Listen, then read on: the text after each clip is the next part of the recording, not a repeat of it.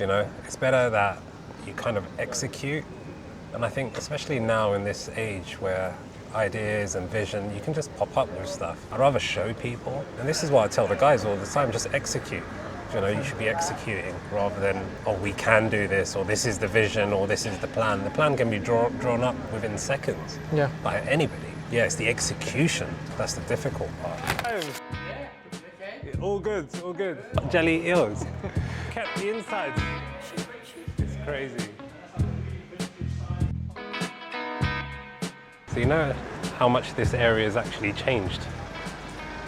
Like, there's actually boutique shops and pet grooming parlours and bookshops here. It's massively gentrified. I used to walk through this street every day to school, around the corner. Like with my mum, of course. Because you never could walk down these streets on your own, even at 8:30 in the morning. And you know how nostalgic this place is for me? I actually used to have a barber, believe it or not. Yeah, this is my barber. Hello, my friend. How you doing? You remember me? How you doing? Long time. Yeah, you okay? All good, all good. Yeah? Nice to see you, man. Take care. You remember me? You said I used to be super obese when I was young. Oh wow. Massive. So I was like, yeah, you remember the guy with lots of hair and the fat boy? I should tell him to put a photo of what I used to look like before and after. You keep coming to this barber shop and you'll run out of hair very soon. And there's a lot of shops that survived gentrification. It's nice to see a lot of the pubs still being around. There used to be our old pie and mash shop up there as well. It's the Great F Cook. It's where David Beckham's parents used to have breakfast and lunch. And look what it's now. It's a optician's. It says hot jelly eels. This place is so cool though. How you doing, man? I used to come here when it was a pie and mash. I'm glad you guys have kept the insides. Yeah, it's very traditional. So it's like. Oh, you have to keep it? Yeah. Amazing. Yeah. So inside of basically that's where the tables used to be. Yeah. So converted them into. Oh, that is so cool. Yeah. So there's a metal bar that runs across it. Yeah. Around it, and yeah, it's worked around it. It's nice, man. Do you know what? This is so nostalgic. It's crazy. And that's like a really vintage sign. Yeah. 20s and 30s. And you guys kept the Yeah. hot jellied eels, do you know? Because when they look at it, they're like, oh, come into this. What's going on? Come into the store to kind of figure Not that eels come out of your eyes. Yeah, exactly. So yeah, all original stuff, we got the pots there and everything. We did a pop-up, was it last 2 years ago? It was 2 years ago. Where they came in and they were selling pie and mash out of the window. Wow, amazing. Oh, that was a bit of a back in memory lane. And do you know what? It still feels very much like community here. And this place has maybe changed up about 10 times. Yeah, you walk all the way down that way. Oh, wow. That goes towards Victoria Park, and this way towards Camden. So yeah, this used to be the walk. What's your favourite thing about this place? What's one thing that really stands out when you think about why this place is nice? Do you know what? That sound. The waterfall sound. You see this? My uncle got mugged there once. Really bad. Yeah. Don't worry, I laugh about it too. In fact, when he got robbed and he came home and told us, kind of laughed a little bit, like it had to be you know? No, that's not condoning any sort of criminal activity, guys. It's terrible. But yeah, it was accepted. That's the crazy part of it. It's just a normal day. This whole part hasn't changed at all. This is my old block. This is where you lived? Yeah, number two, Allwell Court. This one at the bottom. We had a small little garden. We were one of the lucky ones. So we didn't have to have a small balcony like that. That door's a new door. That wasn't around. I wonder if Mr. and Mrs. White still live next door. And there used to be rails here. Oh, And they got rid of all the railings. So you can still see them here. yeah. I don't know if people still fish here as well. But this is where you used to get your food, you know, when you're from the blocks. Just have everything tastes the same when you barbecue it. Can't tell the Can't tell the difference. Can't tell the difference. So yeah, this is the part. The barges come through here. You slowly open this up. So you close the second one, open this one up, and it slowly fills up in the middle, giving a little tutorial of how boats pass across London here now as well. This might turn into a different type of documentary. Funny thing is, this place has a long history, probably way before, like way before I was born. So East End's known for the Krays. Do you know the Krays? It's the Kray twins. They used to be gangsters back in the day. Krays used to be gangsters, and what they used to say is anyone that hadn't paid any extortion money would get thrown into this canal. So I don't know if they've ever actually cleaned it, but there's probably lots of remnants of people, probably. Getting a call. With the thousands of things that you do on a daily basis, trying to find time to do content is just like so difficult. That's why I need you, Yuli. Follow me around. Who's this?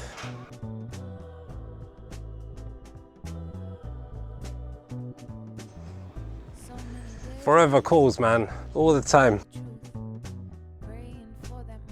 Gonna have to call George at Cowshed.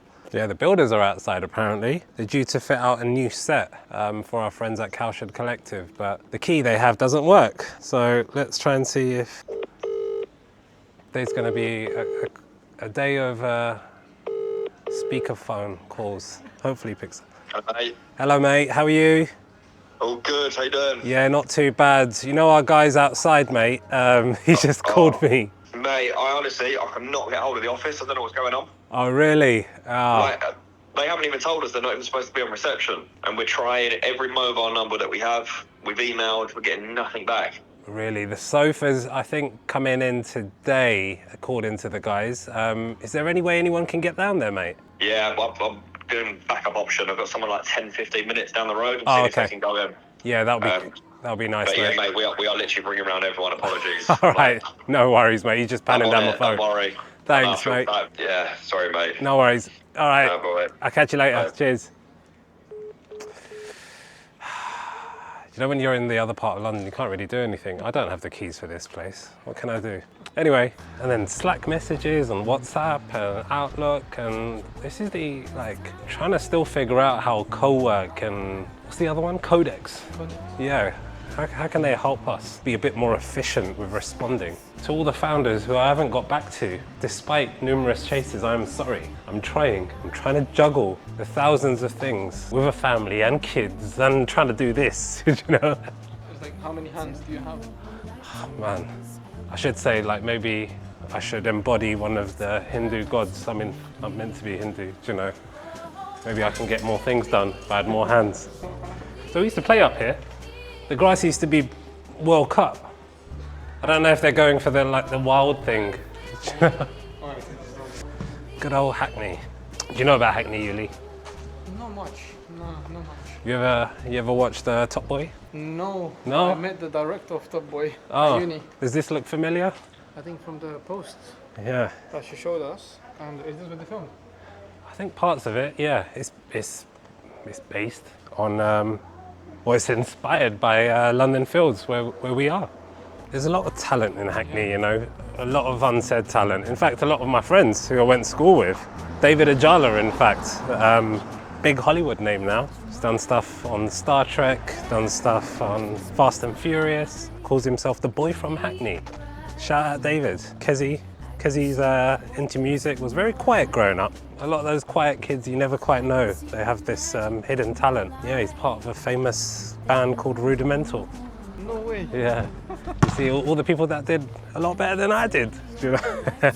No, credit to them. You come out of school with very little, especially when you're sort of 9 out of your 10 teachers are supply teachers. No one's learning anything. Yeah, still many places exist like this spot up here. So Curve Club, along with many other co-working spaces, is another business interest of ours. So we're moving slowly into the hospitality business, investing in venue spaces, into co-working spaces, just because in the age of digital, where everyone's just stuck to their phones, in-person experiences are coming back, you know? So we went through the period of the past 5-6 years where we're cooped up indoors. Everyone's still a little bit traumatized by lockdown. I'd hate that to happen again, right? I mean, it always seemed like a bit of a conspiracy theory, didn't it? I used to have these debates with my family and my friends, and they used to think I was crazy. But then I didn't want to be this guy that wears a tinfoil hat. Do you remember a bakery called Percy Ingle? No, there used to be a Percy Ingle. Drip used to be Percy Ingle back in the day. So how come they changed it? What was it? You own It's it? not fashionable, is it, anymore? For the area, you know, you need to up the prices. Inflation needs to enter. You can't be selling 5 donuts for £1 anymore. Only Sainsbury's do that now. There you go. And we don't see any Sainsbury's around here, you know. Yeah, it's only like local businesses. Which is nice, you know. I mean, this guy, Sultan's been probably rebranded a couple of times, but it's nice that the independent businesses still very much exist. And that shop over there as well, the fruit and veg. And this building, good old London Fields Primary School. So the first fund I actually created was called London Fields VC. It was actually named after this area. And the whole premise of that was to invest in founders from low socio backgrounds, not those that live in the £1 million homes. So yeah, we put a criteria process in, a selection process, started to refine it a bit more, got some funding, wrote some very small angel checks to a couple of founders as well. Tried to make it institutional, but no one really believed in that vision. It was like a good to have, you know? People used to say to me, oh, do you know what? I love the idea behind it, but is it commercial enough? Is it going to make us money? Is it going to bring us returns? Okay, there was a vision for it. So there wasn't a long-term vision for it. Like the mission on paper sounded great, but when it came to the detail, it was like, oh, I love this. Vishal, love your idea around helping people from state school backgrounds and working class backgrounds and investing in them and giving them all the resources to become entrepreneurs and founders. But we don't know if we're going to make money on this, do you know? So that idea got killed off literally in a few years. So we rebranded London Fields VC, wanted to bring it closer to unifying some of the media arms as well. So we created Forward Group. Forward Fund was created. So Forward Fund's view is that we invest in consumer businesses, brands, CPG, e-commerce businesses. Less of a selection process around founders coming from specific backgrounds. More so focusing on the business venture itself, because we realize that investors are only going to invest in us if they see commercial return. And good to haves are good to haves for a short period of time, but then like the trend goes out of fashion very quickly as well. Almost like DEI, you know. This is the last time we heard about DEI, maybe 3 years ago when it was trending. What was first? Was it Should we pop that way? Forward Fund or the Forward Studios or? First came investing in real estate years ago, then an interest in actually putting money into places and seeing it double, quadruple, 10x.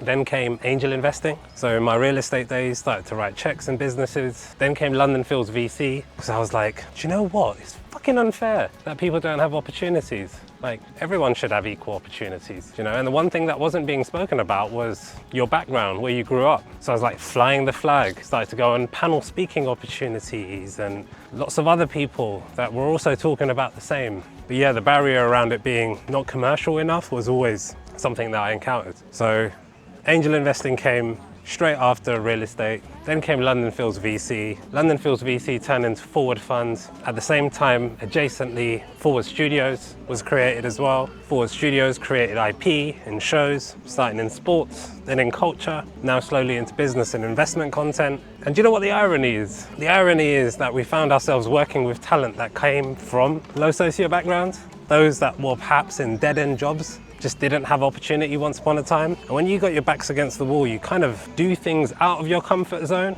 And I guess credit to a lot of these people, you know, influencers or YouTubers as they're now known. Your back's against the wall, you've got no option but just to put your all into a craft. And then somehow that craft comes to life, becomes really successful. So yeah, we work with a mix of those people now, who were probably once bus drivers or PE teachers even. Now they're doing great things. It's that manifesting element of it, right? You just think about it, you make it your own, you believe in it, and you're like, do you know what? This is gonna happen.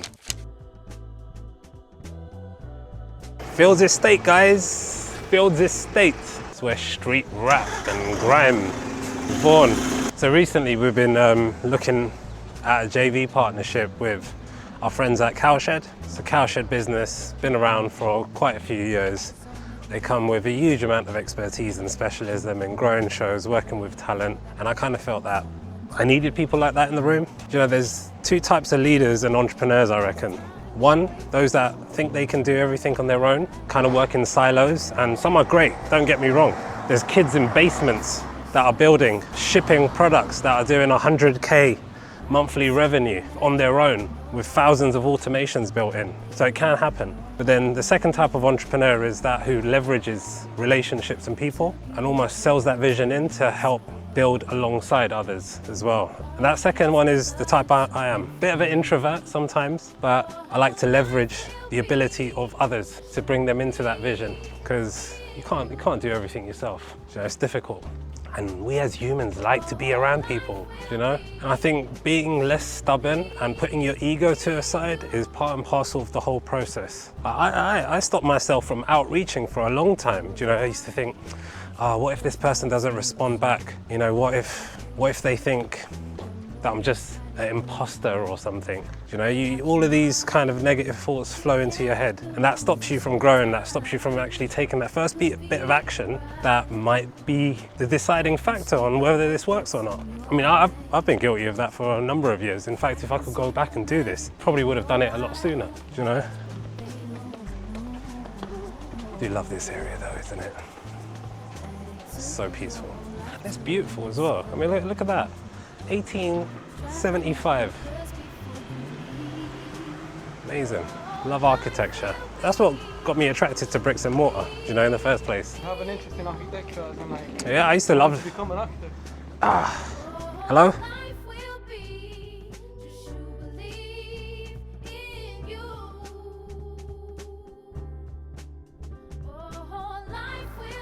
The other thing this area taught me is being multilingual. You know, you want to kind of hide things from people. Not from you, Lee, don't worry, I'm not hiding anything from you. This guy just doesn't speak the best English, so I have to, we can drive up to the business that we're investing in, Curve Club, up in Old Street.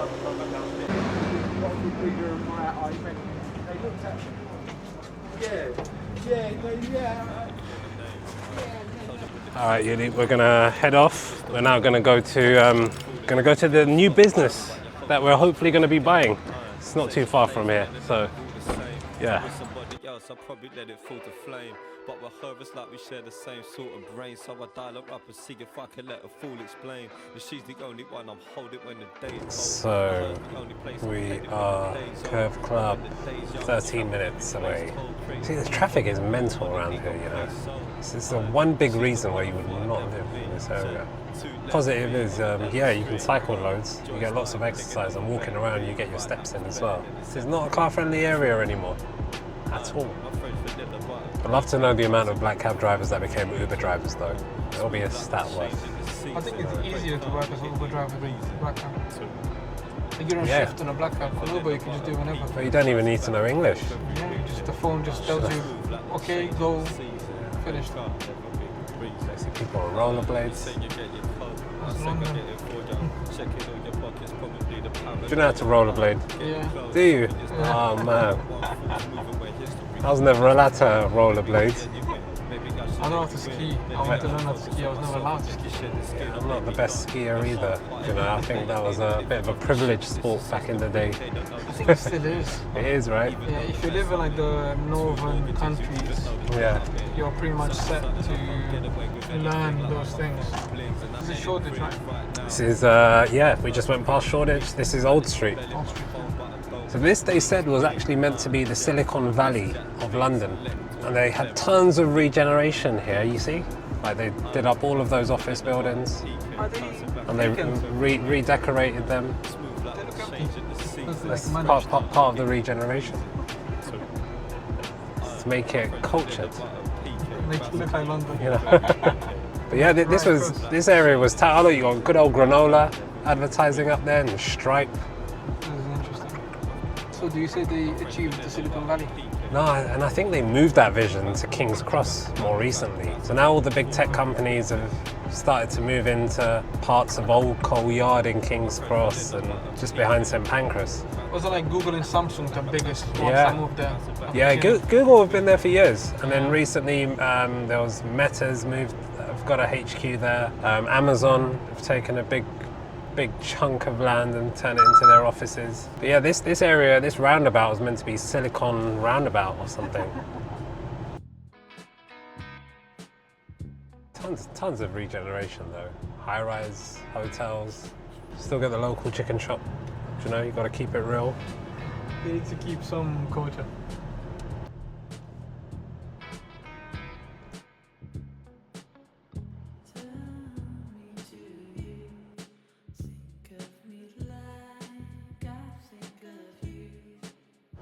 Problems. There's only so much you can handle, you know, at once. But people tell me like, oh, you got fish, you're doing so many different things. How do you get to focus? The art is that I don't focus. Yeah, I was just gonna say I don't focus at all. That's the truth. Why do I want to focus on one thing? Well, doing one thing is boring, man. That's fair enough. You know, you want to do lots of different things at the same time. I'm gonna pay another £100 to park here for 10 minutes. Part of London that I don't really like. Fuck you guys for making this so expensive to park everywhere. So there's no other cars here. It should be free. Okay, 1 hour, £7. £7 is not bad for an hour. I'm gonna walk down to a new business that we're looking to invest in, where we want to do more raves and more parties and more workshops and more World Cup watch-alongs, hopefully. If you catch a World Cup watch-along, then subscribe, guys. Subscribe to From My Left on YouTube. As the guys say, like and subscribe. I can subscribe.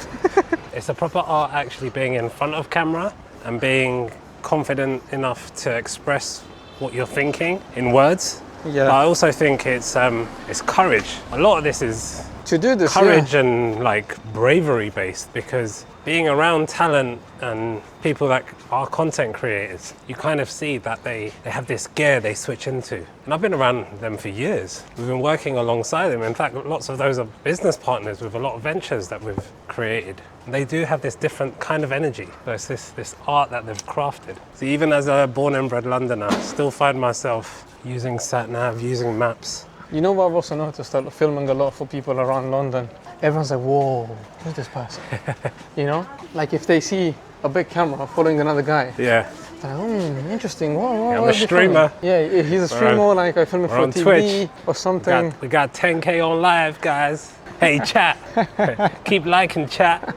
Like and donate. So this is the members club, guys, that we are investing in. And this is going to be the home of a lot of our events. We're going to have a content studio in the basement, which we'll go into in a second. Members can use this space, another space up in Islington, and apparently we can also use that gym up there. Okay. Now let's pop inside. Let's see if our friends are here. Sorry, Hey, you're right. doing some rubbish social media stuff, which will be nowhere near as good as yours. Oh, we're trying. Have you got an event going on? Yes. Oh, cool. Yeah. Sushi at the end. Hello, Michelle. Sorry, okay. Nice to meet you. How are you? I'm very good, thank you. How are you? Yeah, not bad. I was passing through. We were doing some content We're doing up the road, so we. Q&A with Simon Woodroffe. Oh, very Sushi. nice. Yeah. Oh, cool. Come in. What's going on here? So, Simon Woodroffe, founder of Yo Sushi. Cool. This is the second of a two-part book promo. Amazing. I've got Simon Woodroffe here. I bought the boss today. Oh, brilliant.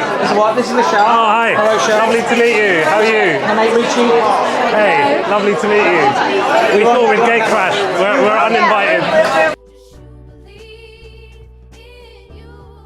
We had a Formula One advert a couple of weeks ago. We launched the new Aura ring. Yeah.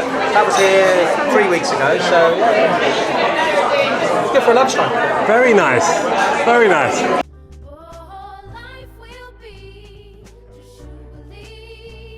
We just managed to Gatecrash into Curve Club, and apparently there's a book signing going on. Let's see if we can find the guy who is, maybe we can get a couple of words from him, right? The founder of Yo Sushi. Do you like sushi? I love sushi too. What do you have it? They've got sushi here too. Amazing. Look at that, that's great. Should we take a little trip downstairs?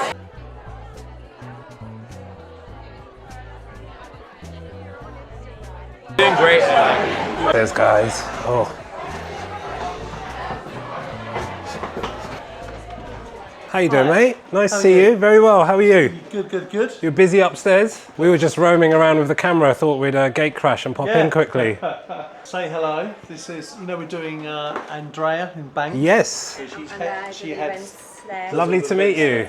Yeah, I've not been down to the event space yet. I think I might have been due to meet you at some point. Yeah, I think Tish was trying to arrange something. Yes. At some point. Yeah. I'm there. Oh, Tuesday, brilliant. Wednesday, Thursday.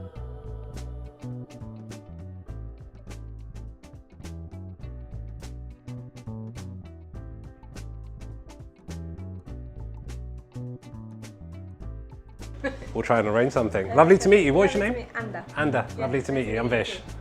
Thanks, Neil. I'll catch up with you guys later. Random. We were just filming content around the corner. We're like, let's go into Curve Club. See you guys. Yeah. So that space. Didn't want to disturb them, but we're going to turn into our studio space. Hopefully in the next couple of weeks. Yeah. So this is where we want to do the live streaming formats from. So they want to still use some of it for office spaces. The other part of it, I have a couple of desks, little content studio for a live stream, invite friends into Curve Club. Now I'm at the front with her. Come and sit down. Two chairs here, there's 2 chairs here at the front. I haven't got the pleasure of meeting face to face. I run something called the Ideas Community. Ideas Fest. So, for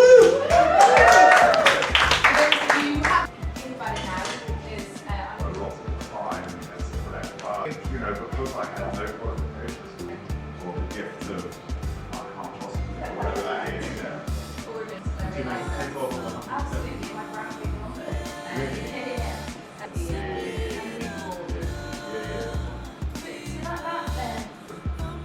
Running Aussie, and there was a kind of dynamic in the family of Sharon and and Paul McCartney's first show up was Live Aid in 1985, and it's a period I remember run by accountants and the things that grew up.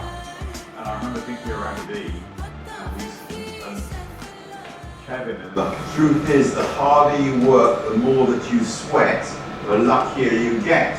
The money, go find the likely investor to get what you need, you toadies, to breathe. The talent, go find it at first wine and dine it. It's tedious work with a talented jerk. To win it, you've got to be in it. But never be late to quit and cut bait. Expansion is vanity. Profit is sanity. Overhead babes, and they walk on 2 legs. The first step, just do it and bluff your way through it. Remember to duck, Godspeed, and good luck to you.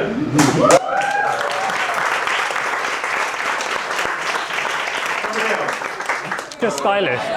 Sorry? Who's your stylist? He's a really good guy. Is he? He's really good. Do you mind if we get 2 minutes? We were vlogging outside Sure, and we sure, popped in. yeah. Can I just pop this on you quickly? There we are. Yeah, well, no, my stylist. Me. That is a lovely suit. Good, Mr. okay. Simon. Far away. What a great suit. You came out with some amazing lines. Back against the wall, 3 A levels, E and below. Dropped out of uni after the first year. What do you... You're in the tribe. I'm in the tribe, yeah. And it's all in there. That's my new book. Why'd you call it Yo Man? Why not Hey? Hey Sushi? Yo is such a good name. It rhymes. Yo, with so Yo many is a things. great name. Yo Sushi, Yo Tel. Yeah. And somebody came to me and said that we should do funerals. Yo Below. 100%. Yo Media. We've got a new production company launching today. There we go. Yeah, good. Nice to meet you. Lovely to meet you. We want to get you on a pedal bike around London on a new show that we're launching. Can we do that? Yeah, give me Yeah. We should get Simon on a pedal bike, shouldn't we? Whilst eating sushi. Do you know? How great would that be? I mean, this shop, so you can just. Do you know? He probably thought, who are these fucking people with... Yeah, what is that? I like this. What a random thing, right? So we want to do more of these with people that come in and do similar talks like Simon. We had Ideas Fest there, and Frankie at Ideas Fest done pretty amazing things. A festival for entrepreneurs. Gets people together across the summer and kind of like a party in the park atmosphere. It's fun, it's kind of engaging, breaks the ice. I think people need more of that. I'm getting sick of going to networking events where it's just like panel sessions, you know, you're just like listening to people talking about the same crap. You know what, we definitely should get him on the pedal bike, shouldn't we? And you know what, I think to build stuff, you need to be a little bit fucked up. You know, you need to be a little bit unhinged. Yeah, you have to, yeah. You can't want to be in the office. You can't be wanting, you've got to be a little bit unmanageable, you know? See, I spent a lot of time working for people and in the corporate world and stuff, and I always felt that I was quite disruptive. More disruptive in a sense where I was like trying to find ways to make things more efficient. So like always, how can we improve what we're doing at the moment? How do we improve? And then I quickly found out that people weren't interested in improving. It was more of a case of let's just keep the lights on. Let's just keep floating as we are. You know, there's no motor to move faster than the speed that we're moving. And that really frustrated me. Is it like you want to do more and you're stuck there, like you're stuck. You're pushing a wall. Yeah. And people get used to that, you know, because you can't control the decisions of a company that you work for as an employee most times, unless you're very senior. So what happens? You adapt to it and you accept whatever it might be. And that becomes normal. Even CEOs, you can be a CEO of a business and you still probably don't have that much say, because above a CEO you have the board, you have the chairman, you have investors. And when you take them all into consideration, depending on what the business is, that CEO's voice just becomes more and more irrelevant. He just becomes another employee.